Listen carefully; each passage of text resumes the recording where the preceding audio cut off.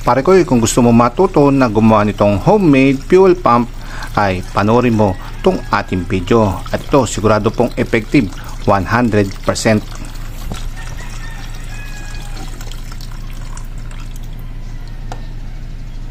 Good day ulit sa inyo mga pare ko, at ito po araw naman po ng maintenance ng iba pa nating motor, at yung naka-schedule po sa atin ay maglilinis po tayo ng sprocket at kadena. Kasong problema ay hindi po talaga kaya ng sabon na matanggal yung mga grasa, lalo na po yung mga namuo, yung mga kinukutkot po ba natin, at yung may kakayanan po talagang tumanggal doon ay yung diesel at itong ating gasolina. So ang available ko lamang po talagang gasolina ay itong nasa loob ng aking Yamaha Mio, kasi hindi po tayo nakakabili pa sa labas. At ang gagawin ko lang po ay kailangan ko lang po mahigop yung gasolina dito, kasi konti lang naman po at isa naman pong problema ay wala naman po pala akong panghigop. So yan pong problema natin. So kung bibili pa po ko, ayan, may nabibili po sa online, mura lamang, 44 pesos, at madali pong gamitin, very simple, matagal po dumating, 2 to 3 days po yan. Kaya ang gagawin ko lang ay gagawa lang ako ng homemade fuel hand pump. So ito hindi naman po nating original to, at napan ko lang din po to sa ibang video. So gagawin ko, wala naman pong problema, at titingnan lang po natin kung working po talaga yung ganitong diskarte. So wala naman po tayong mawawala dahil available naman po yung mga materials niya sa paligid lang po ng ating bahay. Ang una na po na kailangan ay plastic bottle. Ito alam na alam niyo po kung anong klase pong plastic bottle to, at alam niyo rin po kung anong brand po ng inumin to. So kaya lang po itong pinili ko kasi po maganda po yung kanyang flexing ability. Kumbaga hindi siya nalulukot, hindi po tulad ng mga ganito. Ito alam nyo rin ito nalulukot po siya. So pwede rin po ito kung ito lang po talaga yung available na plastic bottle nyo, kahit nga po yung mas malaki pa rito. So basta importante meron lang po tayong plastic bottle na ganito, dahil ito po yung magiging pump natin. Ayan, 12 po na nasa picture, yung pinipiga. Ayan, ito po yun. Ito po yung gagamitin natin, pampiga. Yung isa pa po natin kailangan, bukod po sa plastic bottle, ay hose. Itong sa akin, ito po ay fuel hose. So, pwede po kayong gumamit ng kahit anong klaseng hose. Basta importante ay hindi naman po siya ganun kalaki at hindi naman po siya ganun kaliit. So, katamtaman lang po, katulad po ng nasa picture. Ay dito po kasing hose na to ang i-attach po natin dito sa dulo, or dito naman dito sa dulo.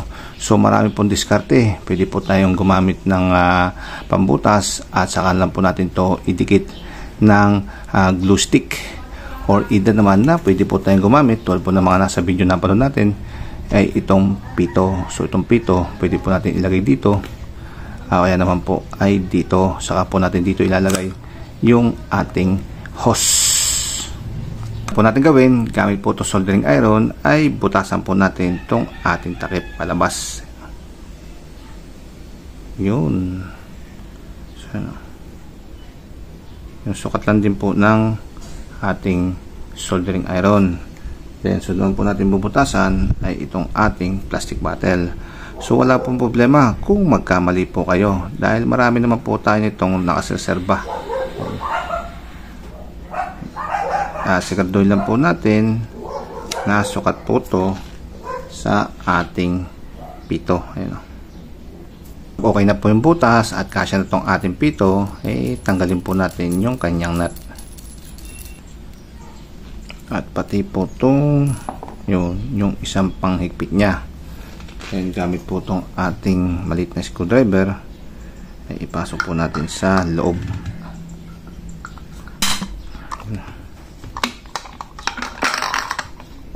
Then pag nakalusot na po, ilagay na po natin yung kanyang stopper at yung kanyang nut. Gamit po itong labi, at hawakan nyo po sa dulo, at saka nyo po siya higpitan. So higpitan nyo para sigurado po tayo na wala po siyang makapasok o may higop na hangin.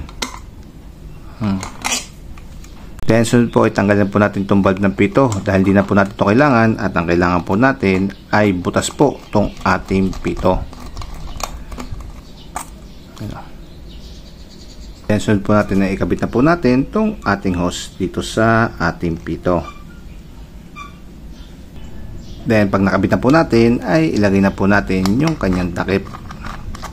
At presto, ito na po mga pare ko yung ating homemade fuel hand pump. na gawa naman po sa plastic bottle, hose, at syempre sa pito. So pwede na po natin itong testingin. So tanggalin na po natin itong ating takip, at dapat po malinis po yung dulo dahil sasawsaw po natin ito sa loob ng tangke. Siguraduhin po natin na wala naman lang kahit na anong nakadikit dito, lalo na po bakal. So pasok lang po natin ganun, at itong ating pump ay sa ilalim po to.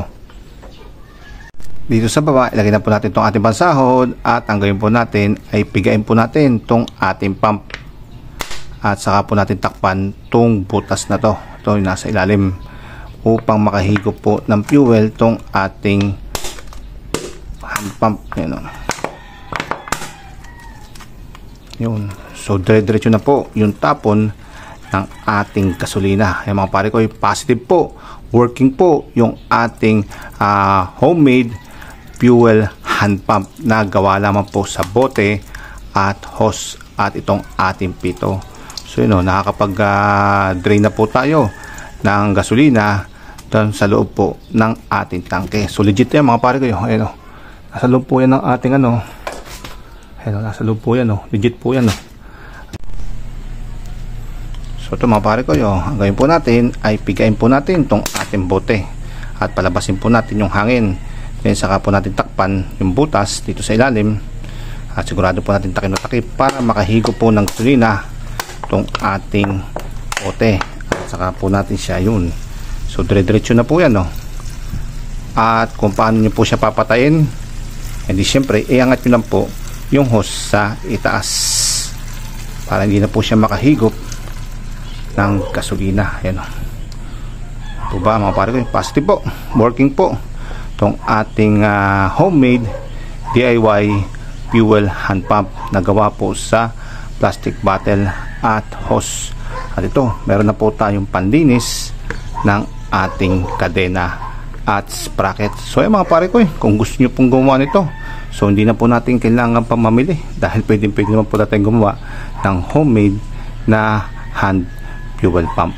So hanggang dito lang po yung ating video, at maraming salamat po sa panonood, at po ay nagustuhan nyo yung ating video. So paalam mga pare ko, paalam.